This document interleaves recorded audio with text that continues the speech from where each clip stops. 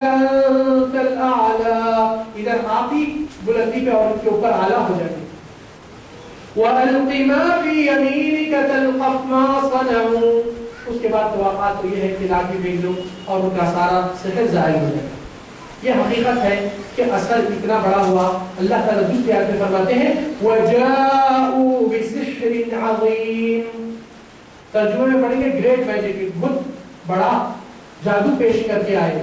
تو اس کا مطلب جادو میں بھی کچھ مراتب ہے، کچھ ہلکی چیز بھی رہتی اور کچھ گہرائی بھی رہتی. اور گہرائی کی چیز بہت خطرناک ہوتی. اللہ تعالیٰ ہر چیز کا مقام حقیقی بتاتے ہیں. شیطان کے بارے میں بتائے تو بتائے کہ شیطان ضعیف کمزور ہے، مگر ادھر جادو کے بارے میں بتا رہے ہیں تو فرما رہے ہیں کہ سحر عظیم، گریٹ، بہت بڑی چیز لے کر آئے لوگ.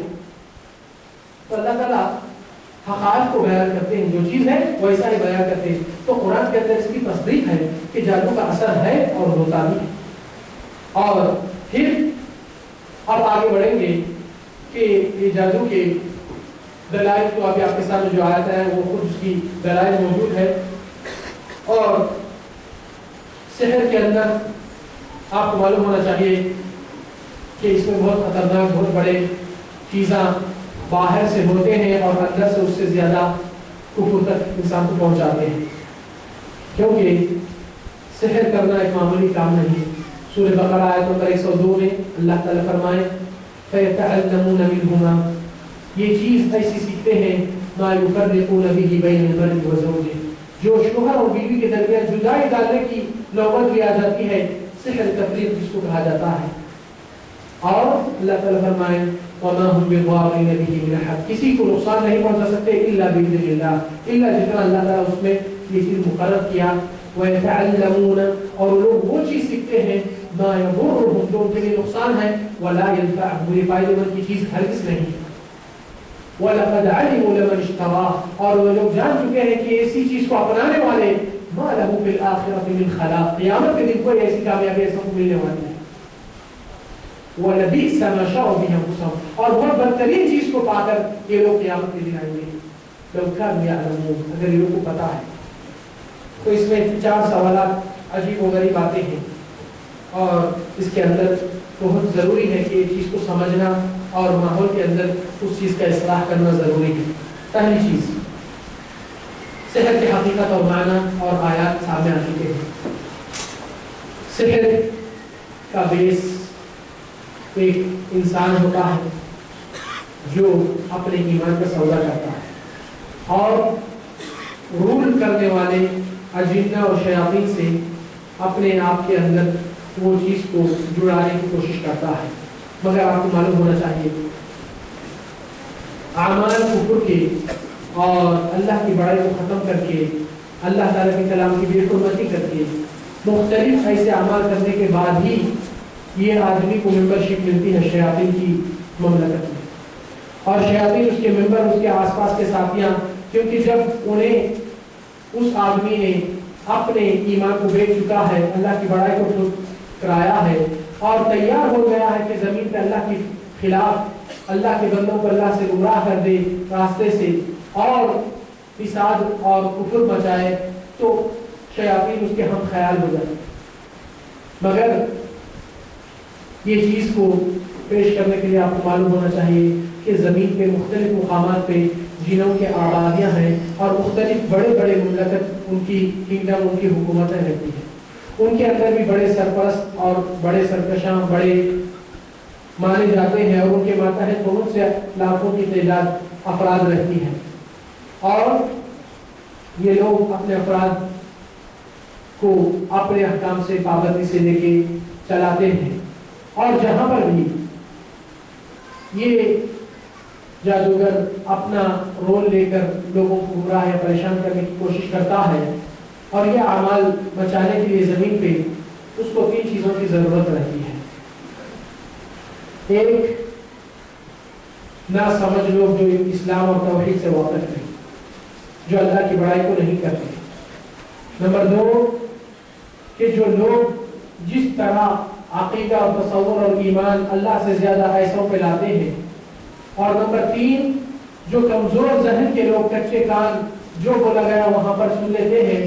یہی بہت جلد سے جلد ایسے گڑھے میں گر کر جہنم کے حوالے ہو جاتے ہیں. کیوں؟ کیونکہ یہ جادوگروں کو بہت بڑے عجیب عجیب واقعات اور بہت بڑے حادثات آپ کے سامنے اس کے مثالیں پیش کرتے ہوئے اب ایک چھوٹا سا تعارف کرائیں گے کہ یہ جنات جس کو وہ موکل کہتا ہے، ان کے ذریعے سے خبریں چرانا، لوگوں کے آپسی امور کے اندر دخل دینا اور مختلف چیزیں کرنے کے لیے یہ جن اور شیاطین اس کی بات کیوں سنتے ہیں، آپ کے ہماری بات کیوں نہیں سنتے؟ کیوں؟ کیونکہ وہ ممبرشپ لینے کے لیے کافی محنت اور مشقت کیا ابلیس کی کنگڈم میں آنے کے لیے اور ان لوگ کا ساتھی بننے کے لیے. کیا کرنا پڑتا؟ بہت بڑے بے حرمتی، اللہ تعالیٰ کی توہین، قرآن کی بے حرمتی تو اس حد تک کہ بیان کے الفاظ اس میں نہیں موجود ہے. ہو سکتا ہے ابلیس بھی اتنی بے حرمتی اللہ کے کلام کی نہیں کیا ہوگا، مگر وہ چیز کہ یہ لوگ شیاطین کو خوش کرنا اور راضی کرنا ان کا سب سے پہلا پیشہ ہوتا ہے. تو تنہا جگہ کو تلاش کرنا، اپنے آپ کو لوگوں سے دور رکھنا، اندھیری کی تاریکی میں کچھ رسم و رواج، ناپاکی کی حالت میں ہونا، قرآن کی توہین کرتے ہوئے گندے خونوں سے اس کے آیتوں کو لکھنا، قرآن کو اپنے پیروں میں چپل کی طرح پہن کر مہریوں میں چلنا گندگی غلاظت پہ، اور اگر زیادہ سے زیادہ اور کرنا ہے جلدی قریب ہونے کے لیے تو اپنی ماں بہنوں سے زنا بدکاری کرنا، اور اس طریقے سے شیاطین کو ابھار کر ان کی خوشی اور جذبات کو اپنے قریب کرتے ہوئے یہ لوگ وہاں کی ممبرشپ حاصل کرتے ہیں. آپ کے سامنے بڑے اللہ والے دکھاتے ہیں اور اپنے آپ کا حولیہ اس طریقے سے بنا کر کہ بہت بڑے جاننے والے ہیں. آپ اور کمزور لوگ اگر پہنچ جائے تو آپ کی پوری ہسٹری آپ بولنے سے پہلے گن دیتے ہیں. آپ وہاں سے آئے، آپ کے پاس یہ پرابلم ہے، آپ کے گھر میں ایسا ہوا، آپ کے پاس یہ چیز ہوئی، آپ کے پاس یہ چیز کا مسئلہ ہوا تھا. سننے والا پہلے ہی وقت میں گھٹنے ٹیک کر ہوتا ہے، یہ تو بہت بڑے اللہ والا ہستی ہے، پورے جانتے ہیں میرے بارے میں. تو انسان کے کچھ کمزوریاں ایسے رہتے ہیں باریکیاں کہ اس کو ڈھانپنے کی خاطر ان کو بڑا مولانا سمجھ جاتے ہیں. کیوں؟ کہ میری بدنامیاں کہاں کرے گا، اس کو سب معلوم ہے. تو وہ ڈر کے مارے اپنی برائیوں کو چھپانے کی خاطر اس کو تسلیم کر لیتے ہیں کہ ہم اس کے حوالے ہوں گے، وہ جو کہتا ہے صحیح کہے گا اور جو مانگے اس کو دیا جائے گا، اور جیسا وہ حکم کرے ہم تابع ہو جائیں گے.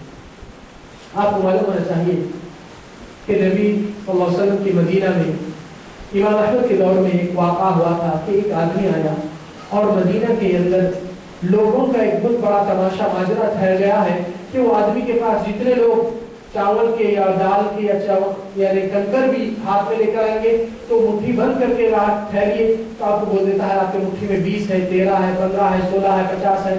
تو لوگ پوری حیرت میں آ گئے کہ ایک ایسا آدمی ہے ہر چیز کو جان رہا ہے، پہچان رہا ہے. تو جیسے یہ عالم دین کو پہنچی ہے بات تو امام احمد بولے کہنے چلے ہم بھی دیکھ لیں کہ آخر یہ ماجرا کیا ہو رہا ہے. اور وہ اپنے مٹھی میں کچھ چیز لیے، لوگ کا مجمع چل رہا ہے، ایک عالم دین آ رہے ہیں اور ایک آدمی دنیا کو اپنا کرشمہ دکھا رہا ہے. جیسا وہاں پہنچے کہنے لگے کہ میں بتائیے میرے مٹھی میں کتنے ہیں. تو وہ آدمی اپنے دیر سے آنکھ بند کر کے کھول کے پریشان ہو کے کہنے لگا نا یہ تو نہیں ہو سکتا. لوگ سب کے سب حیرت پریشان کہ ارے ابھی تو آپ سب کا جواب دے رہے تھے، آپ یہاں بولتی بند ہو گئی کیوں؟ تو کہتا نہیں بس یہ نہیں ہو سکتا. تو امام احمد جب جواب سب کو دیتے ہیں کیا تم لوگ اللہ کے نبی صلی اللہ علیہ وسلم کی حدیث کو نہیں جانتے ہیں؟ اللہ کے نبی صلی اللہ علیہ وسلم فرمائے کہ تم میں سے کوئی بھی آدمی نہیں ہے الا اس کے ساتھ ایک قرین لگا ہوا ہے، شیطان جڑا ہوا ہے. تو جڑوا شیطان اس کے شیطان کو انفارمیشن کرتا ہے یہ اتنے ہیں، تو وہ اس کو انفارمیشن ملتے ہی وہ اتنے جواب دیتا تھا. میں نے مٹھی بھر کے لیا، میں خود لے گی نا، مجھ کو نہیں معلوم میرے شیطان کو کیا معلوم ہوگا، تو اس لیے کی بولتی بند. حقیقت میں دل میں ایک بہت بڑی چیز ہے، نبی کے تعلیمات بہت بڑے کامیاب راستے پہ پہنچانے والے.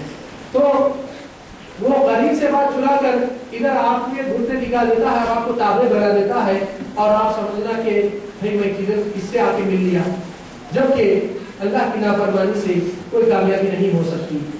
یہ شیطان والوں کو پہچاننے کے لیے اور دو تین چیزیں ہیں.